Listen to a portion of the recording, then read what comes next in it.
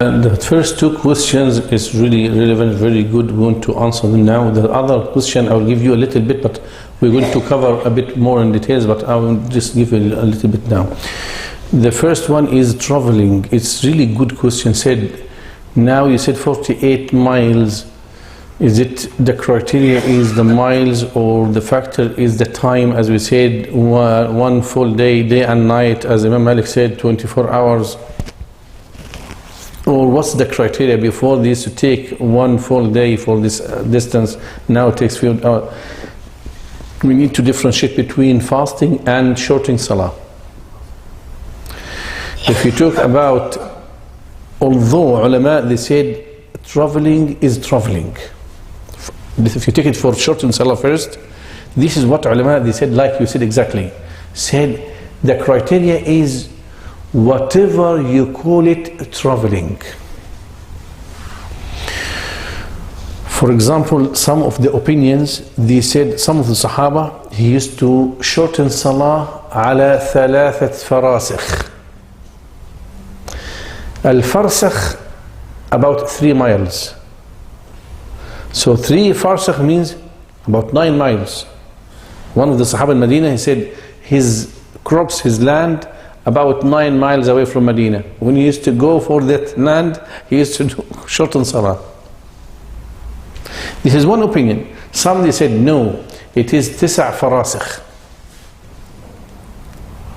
It's been like يعني وحدة مالين 81 miles. Something like 9 فراsikh. لا 16 farsakh. 16 farsakh. Some of them, especially for Siyam, they said 16 farsakh. Subhanallah, when you 16 farsakh times 3, how many? 48. Look, 48 miles, same. So they said, some other ulama said, whatever you call it traveling is traveling. Someone, if he leave Romford or Upminster to Ealing, I think more than 30 miles or 40 miles. But he will never say, I'm traveling tomorrow. Why? Because he's in the city. But if you are in Ealing and you're going to any city outside London, you said, I'm traveling tomorrow. Yeah? So when you are leaving your city, going to another city, you said, I'm traveling. The ulama said, take it like that. And some they said, okay, take it as 50 miles or 48 miles is the distance you could shorten salah. For salah. Is that from your house or from the boundary of the city? From the boundary of the city. That means you are not in Heathrow. Because if Heathrow is within London, therefore the mileage for Musafir would be, let's say... No, but no, you left your city. If you are in Heathrow outside the city. Yeah, but no, outside of your city. خلاص, ulama they said يباشر العمل means you started the traveling. But you started the traveling, and if Heathrow within London, I'm not really sure about this, but usually we say to people Heathrow is outside London. I don't know why. Is it inside London or outside London? What sort of London? London is a great London, or well, just we said London. That means once you leave the خلاص, you are there. It's not a really big مسألة for them, because already خلاص he left. Rasulullah said, على مشارف المدينة, at the border of Medina, once he leave, and at the border he start shorten salah. This is for shorten salah. But for fasting is something different.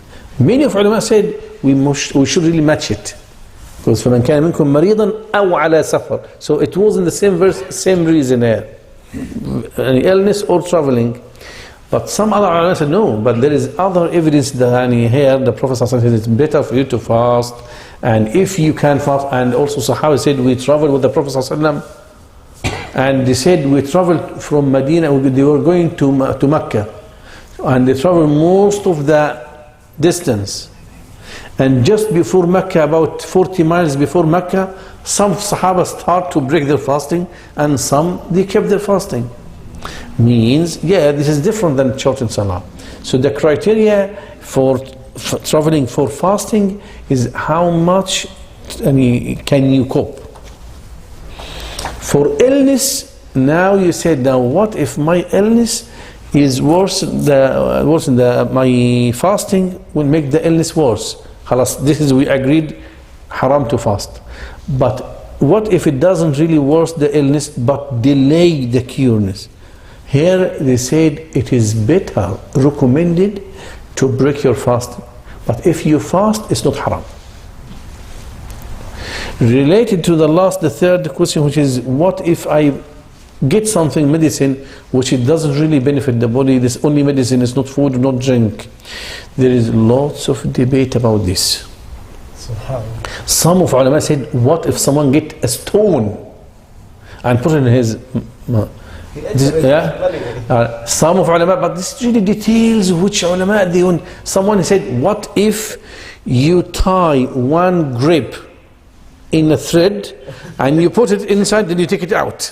Already enter your belly. You know, so now you have it, you didn't digest it, you didn't eat it.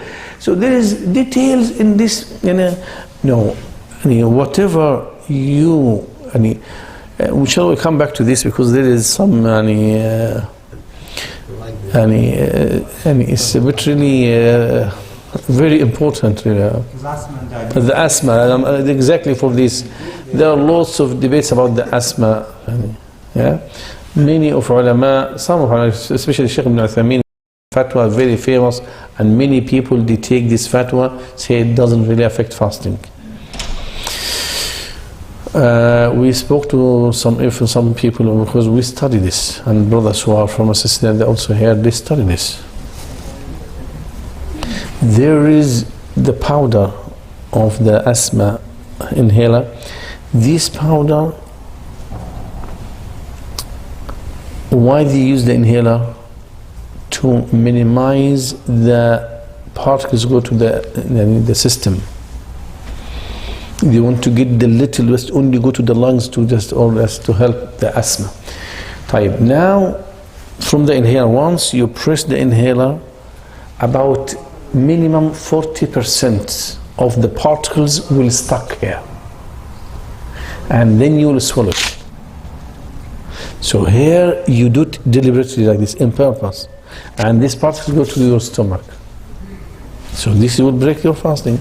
That's why many of the ulama say that, or some other ulama and some also doctors, I spoke to him this very recently, and he is one of the committee, and because he's a specialist, he's a doctor, so he said, I was there when they were discussing this in the Mecca committee about this. He said, I was there. So I told him, I'm a pharmacist, I'm just understand this will happen. The particles will just go to the stomach. He said, yeah, but sometimes when you are moving, the dust will be more than this.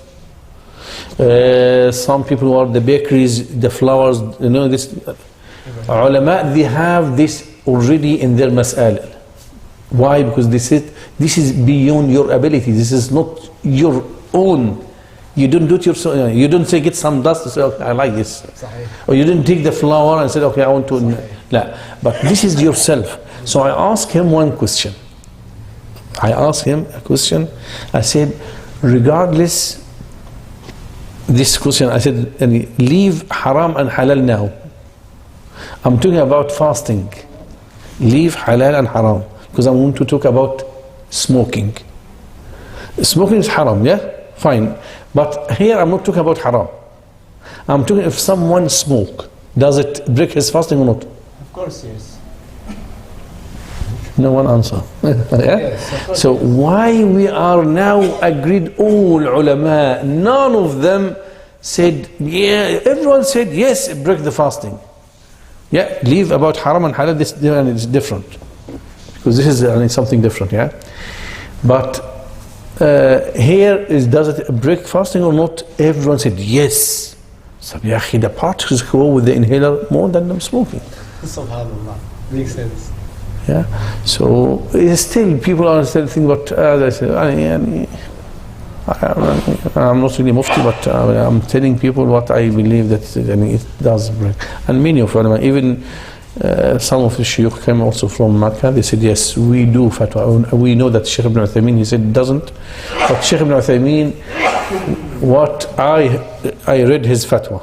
He said, what I been told that this inhaler, when you press it, there is a gas evaporating in the air, so it's nothing harm the fasting. So, and this is what he was told, that okay, there is something evaporate. He doesn't know what will happen inside. This is the Arabic month at the time. إن عدة الشهور عند الله 12 شهرا في كتاب الله يوم خلق السماوات والأرض منها 4 حرم. This is before the 12th month, this month, and Allah subhanahu wa ta'ala made 4 of them haram. Rajab was haram, and Dhul Qa'dah, Dhul Hijjah, and Muharram. People before they used to go to Hajj, not only Islam, all and since Ibrahim, they used to do Hajj. So Allah subhanahu wa ta'ala made the month of Hajj is haram, the month before is haram, the month after is haram. So people, they can go to Hajj safely, no one can harm them. They can do Hajj safely, no one can harm them. They can go back home safely, no one can harm them. So why he didn't Rajab for? This is for Arabs, they made this among themselves. That's why people, they what did to say, exactly. What they said, and some of them, they used to say, okay, this year, I will not do Rajab haram. I will leave it, I will do another month. يحلونه عاما ويحرمونه عاما ليواطئوا عدة ما حرم الله. طيب إن شاء الله. Any other question? Bismillah. Yeah, you know, you're talking about there's lots of opinions on how to do things, which brings me on to, as an ordinary person, what opinions do we follow? I suppose I'm talking about the madhab issue. Some say you have to stick to one. Others say you can mix as long as you don't want to be further. Others say hardship. Others say no, even if there's no hardship, it's all right. And all of them seem to have a very convincing argument for their position. So for the ordinary person like myself, what do we do? That's good. Brother said sometimes many of the masail you'll find opinions. And for someone awam, what should we do? Which opinion we should follow? I will give you the principles, and everyone should understand what is the deen. Number one, a principle is ad-deenu ma sharra Allah subhanahu wa ta'ala. Listen to this, is very, very important. When you have different opinions, what should I do? Number one, I should know that ad-deenu ma sharra Allah subhanahu wa ta'ala and Rasulullah sallallahu alayhi wa sallam. This is the deen. What Allah subhanahu wa ta'ala tell you, sahih, sarih. The Prophet sallallahu alayhi wa sallam, an authentic hadith, very straightforward, said do this. This is the way, this is the sharia you should follow. When you have hadith, sahih, sarih, don't look for any madhab, for any opinion. When you get sharia or a principle or a rule from Qur'an and Sunnah, that's it. طيب. Now if you have, no one will tell you Salat al-Dhuhr 5 rak'ah, 6 rak'ah. Is there any opinions in that? No. Because this is amr qat'i. This is definite. No opinions here. You will go for this and no thinking. The other principle, if there are some opinions, yes, some opinions, then who am I? Do we have the tools to understand and to get the right or the strong opinion from the weak opinion? Then you don't have the excuse to say I am from awam.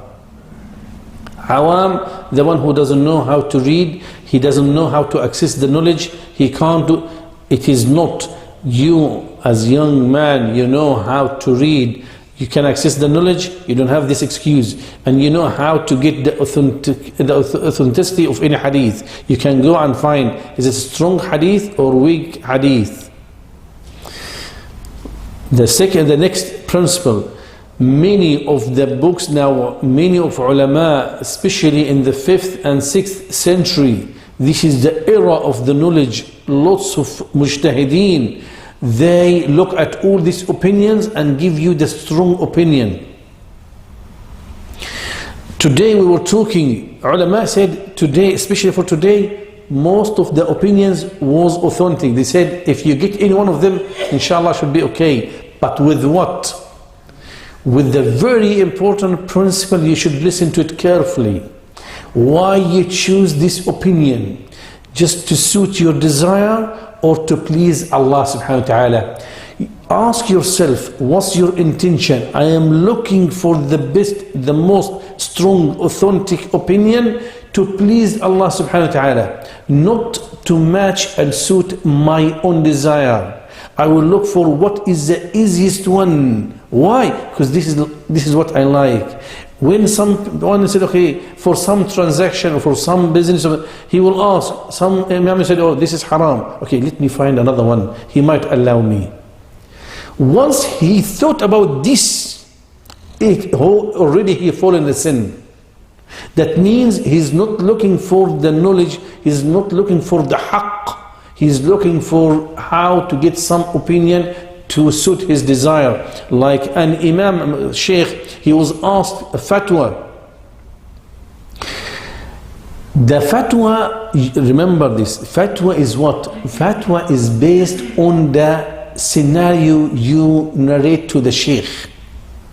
If someone said, Sheikh, I see this happened, and he knows from the Sharia, if you have this 1, 2, 3, 4, then that. So because he, mashallah, he knows, he prepared himself, he prepared his own scenario, he prepared his own fatwa. That means the fatwa didn't come from the Sheikh, he is the one who prepared the fatwa for himself. SubhanAllah.